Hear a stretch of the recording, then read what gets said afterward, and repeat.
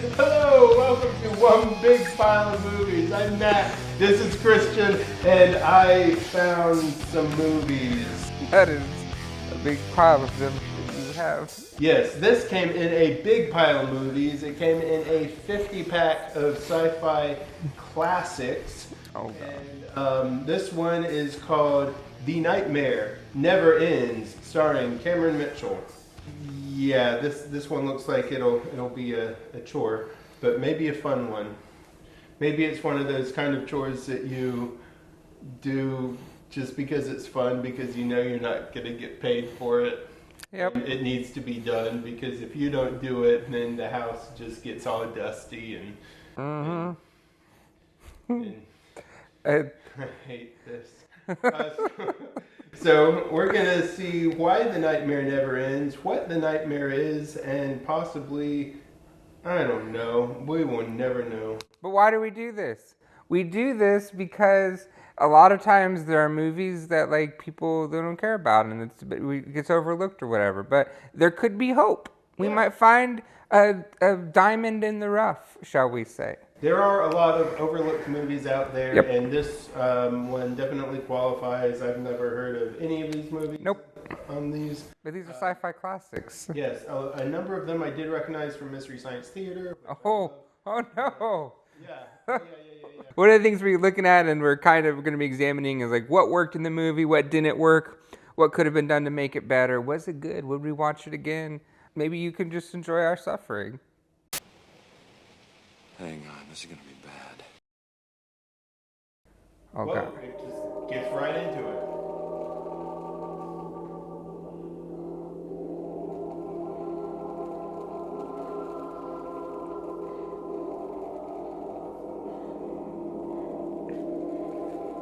She's going to open her eyes and scream. Underwater monster? Okay.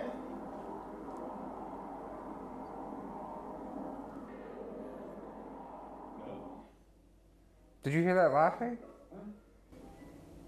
Oh, it's one of these. Quick edits, quick zooms.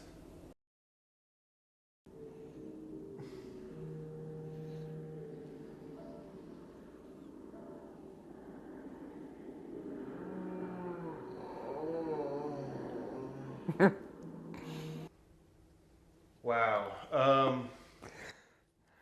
Never-ending nightmare. Where to begin? So we have this woman who is made of wood. What about the energy shortage? Where's your patriotism? We are taking a vacation from patriotism, too. James, why am I having these nightmares? You're working too hard at the hospital. But they're always about demons and devils. I keep telling you that such things don't exist. They sure do He's a exist. scientist. They're driving me nuts. In many ways, it's hard to be a scientist's wife, the wife of a scientist. And yet in other ways, it's good. Really good. So in our movie, you've got this woman who's been having a bunch of nightmares. And she goes and sees a psychic, or she goes to a show in Las Vegas, and there's a psychic, and the psychic's like, hey, look into your mind. And she looks into her mind, and she sees a vision. What do you see? Keep your eyes closed. Nothing. Look again. Blackness. Keep looking. Now concentrate on the middle of your forehead. The third eye, right in the middle of your forehead. A bunch of bad guys from WW2 dancing around, having a great party and everything. And then a random leader with a dark eye makeup goes in and says, hey, you haven't killed enough people. Oh, this is fun. Your quota's been filled. You placed yourself in the trance, madam. I merely suggested you close your eyes and concentrate. And then she comes back and she's like, I need to talk to you. And that illustrates one of the big issues with it. There was a lot of like random cuts. Yes, as soon as they were finished saying what they wanted to say in one scene, we're right in the middle of another scene. No establishing shots, no taking a moment to kind of breathe. It's the exact opposite problem as what was in the previous movie that we watched, where they would hold on a take and then they would cut to another. I need your help, Mr. Howard. And I believe you can help me. Mrs. Hanson, I'm not a clairvoyant. I don't even know if a clairvoyant exists. I used to be a ventriloquist. It's an act, Mrs. Hanson. Would you join us for supper after your performance? My pleasure, Mrs. Hanson. Thank you.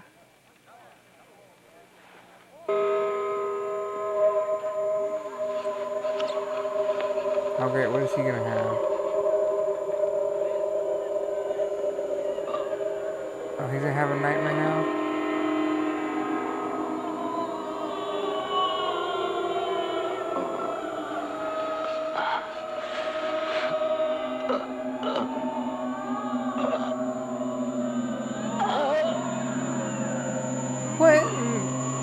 What is this? What have you done? Why are you... He just dies? Why does this movie exist? Now, don't let your imagination run wild. Your inviting him to supper had nothing to do with his murder. I must find out what happened. Like, there's no discovery. Like, oh my goodness, he's dead? What? I'll be right back. We didn't want to alarm you. Do you know who did it? Oh, okay. Mr. Howard was a stranger in America. His first trip. Didn't know a soul. We cut to this old man, Abraham Weiss, who was an old Jewish man. And he was trying to find the people who had escaped justice, and then he would report them to the police. And then he sees on TV this one guy who was the leader of these guys back in the day. The one that was like, you haven't met your quota. Leading ballerina. What about her? Adequate. Just adequate. How would this company compare with... Oh, that's like Satan. That's supposed to be the devil. We're on television, aren't we? Oh, yes. It's nonsense at that angle. The guy. On TV? Yeah. Being interviewed? Yeah. Oh, the dog is dying. Somebody there! I'm assuming he was like 1980. And so this guy looks the same age. Come on. May not be the devil. I don't know. I wish they would turn the air We're good. Come on, control yourself. Please. Here we go now. Bring them to his house. Shoot him!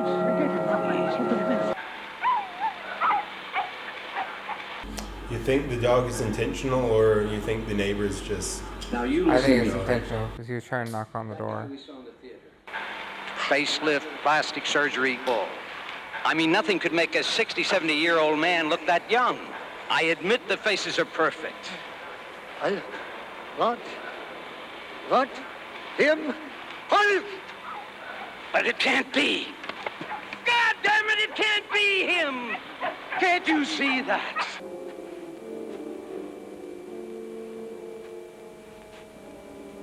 Were lights that expensive back then?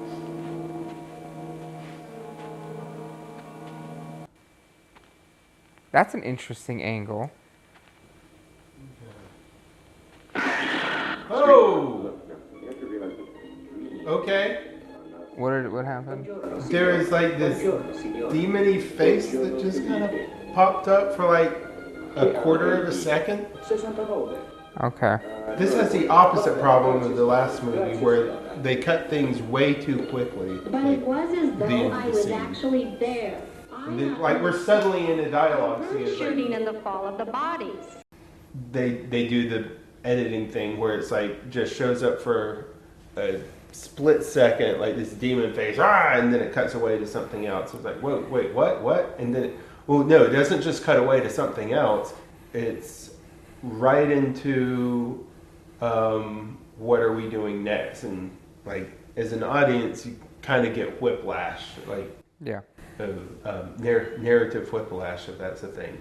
He goes right up to the point of being like confusing. But then they tried to explain like some of like how was he found, and it turns out he was found in a parking lot. But we don't know these things because everything cut so quickly. What the hell are you in the dark for? What's going on? Why don't you tell me you moved over here? Lieutenant!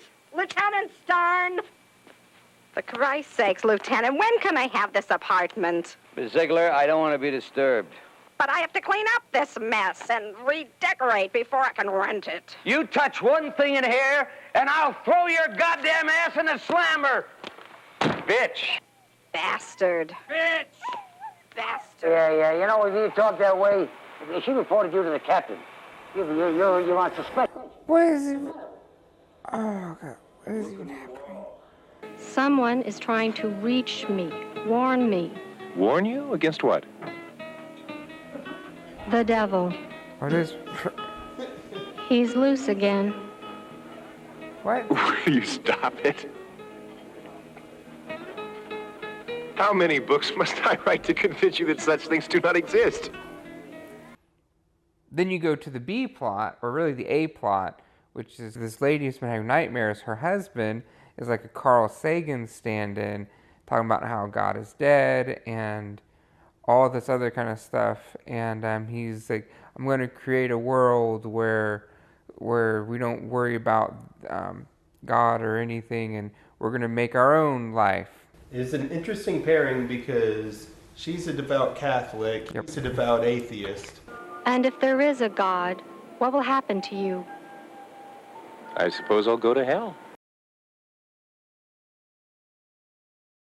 There must be a reason these things are happening to me. Now stop dwelling on it. I'm going to call James and tell him to take you out more often. There's a new disco just opened. Disco? Now, look, the noise will drive every thought out of your head.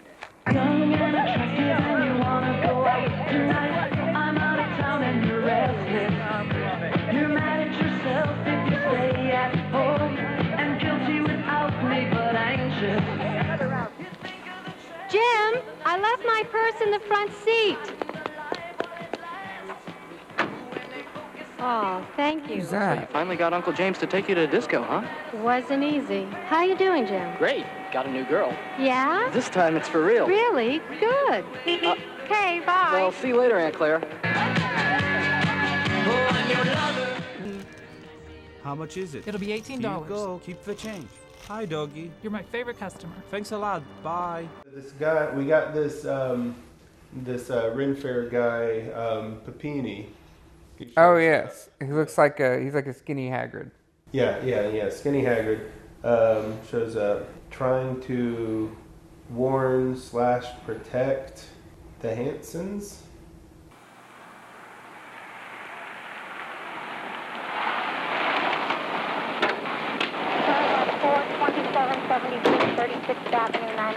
Hey, what are you doing here, buddy? What are you doing here? Hey, turn around and talk to us. What are you doing here? The Hansons live here. Hey, we know the Hansons. Do you? I'm protecting Mr. Hanson. From who? The devil. The devil? Let's go, buddy. Come on. He's basically just keeps showing up.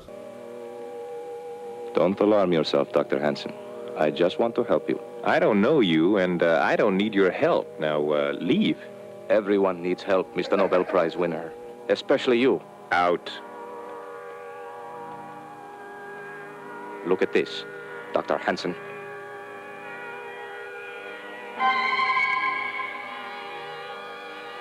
Sit down, Mr. Papini. Because the guy wasn't Satan. They were serving Satan, but like at one point, Olivier pulls off his boots and he's got hooves. So. Yeah, you called that. I wasn't sure if they were gonna go that far. He's gonna have like closed hooves or something. Oh! How do I know this? I've never seen this before. I was gonna say no, they wouldn't. She left with a customer. It was weird. Dr. Hansen! What are you doing here? Where else should I be? Well, I don't want you around. Why? I won't bother you. Why do you keep following me? Because I must. See, it's the middle of this conversation, There is God, and and there it's is a a different Satan. scene now. He's not a devil with horns on his head. Satan was God's favorite angel. He preferred to rule on earth rather than be second in heaven. And I say earth, Doctor, not hell, because man has turned this earth into a hell. I'm beginning to see evidence of your last point. God created man. The lighting was still bad. Yeah, like dark scenes, shooting night for night, and not even trying to light it. That was, So there was also, I put in here notes, there were decisions that were made with the plot that, like, it doesn't make sense, and they didn't fully explain it. Like, the Carl Sagan stand-in dude gets the message, like, hey, we want to have a meeting with you. And then, next thing we know, he's on a boat. Well, what did he want? A meeting. James, are you feeling all right? I'm fine. I'm all right. Wow. Okay, maybe this was recorded off of a TV, and he's waiting for the meeting, and then it cuts to him asleep, and then he wakes up, and then there's some Native Americans coming after him. And I was a little unclear about that. Do you know who I am? You must be Mr. Olivier. We want you to join our organization, Doctor. I'd have to know a great deal more about it. We, too, believe God is dead. Just who are you? I serve the Master. It'll be your privilege to serve him, too. I serve no one. I'm my own master. There is only one master, and his name is Satan. I don't believe in Satan any more than I believe in God. Recant! Never. And there's like a chase scene a la The Shining, where like he's coming in there and trying to do stuff, and then Kubrick wishes he made this movie. That's probably what it is.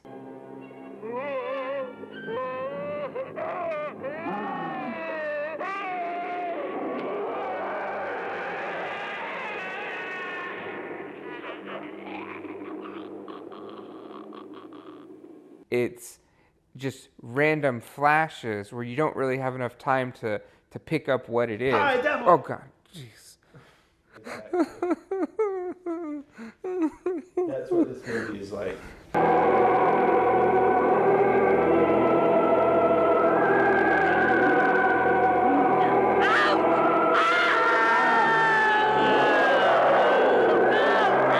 One question.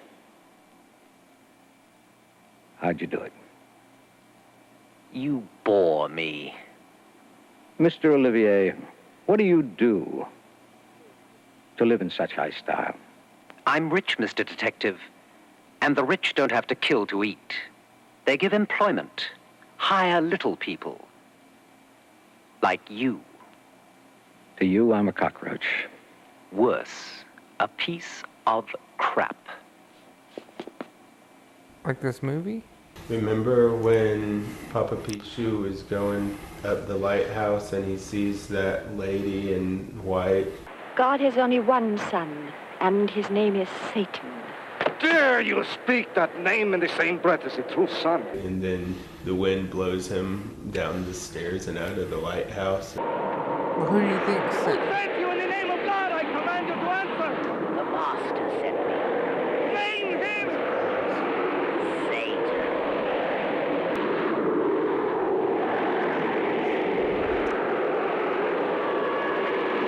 Where's he going?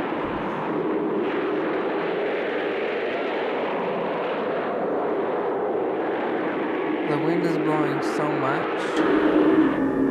Oh, okay, we're done with that scene. Yes, I drove him to the pier, and he said he had an appointment in the roundhouse.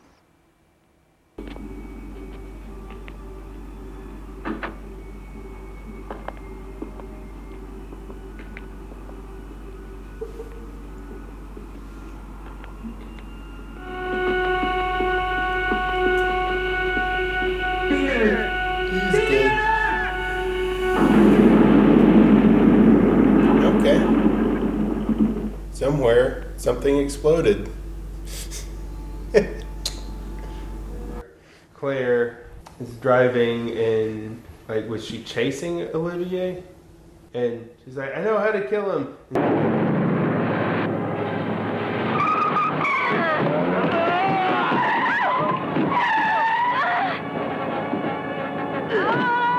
Did you catch any of that? Well, she ran over him, but he's not dead. He killed Jim! Help me! Come on, in! Snap out of it! Quick! Move! Here, let me help. I know how to kill him.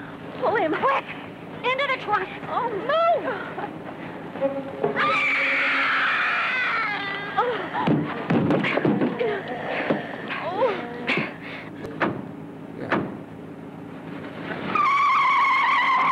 So they take him to a hospital and start trying to cut him open. And like they have him, Olivier, on the asleep on the gurney, like, you know, drugged and asleep. Then things start happening. Got the crazy lights going off everywhere. The kind of creative shots with the of the different stuff in the room, and it's like, oh, it's horrible. You see his, you know, his chest cavities open. So they see his heart, and they grab his heart and take it out and put it in the microwave and try to blow it up in the microwave like a baked potato. But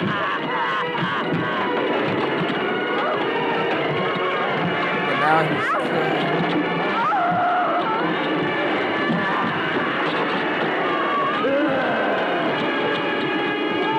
But then her assistant person got possessed.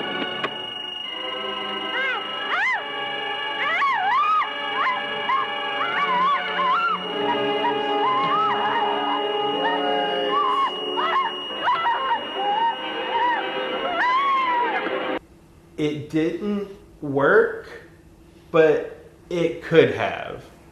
Like, if they did something earlier in the movie, like showing him trying to possess somebody in some way, or you know, or actually taking over someone's body. But so what happens is he's laying down on the hospital bed. She's looking down at him. He's looking up at her, and then suddenly they switch, and he's standing up, looking down at her, laying down on the bed with her chest cavity open, and you're like, oh, okay, he can switch.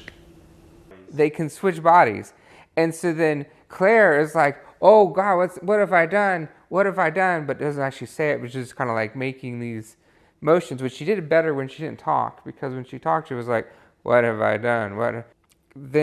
And Claire is like this, and then doesn't Olivia start choking her? Yeah.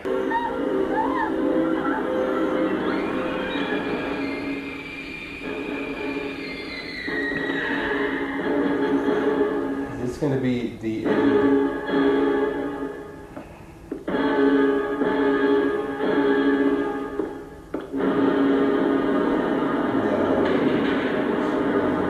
No! Oh my gosh.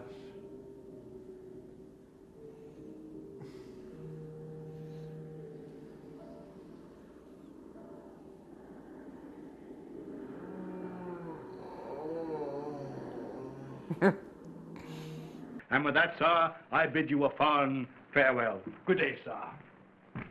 Good day.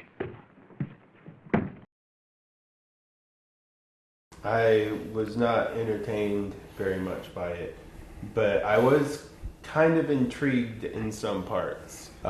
This one I could see being remade and done as a, you know, supernatural thriller. I think you'd have to commit to the bit. Yeah, either way. Yeah, you'd have to really commit. You'd have to, you know, of course, get the right actors. This didn't have the right actors. This is a a couple of scattered piles in a confusing landscape. A couple of piles in a confusing landscape. That's my verdict. You'll never get rid of the smell. I would say that it is 7 piles out of 12. I'm being generous. Crap. Okay. Well, that was that. I don't know why I could do this. Thanks for watching. If you like what you saw, watch us again. If you didn't like what you saw, go away. I don't know you, and I don't need your help. Now, leave.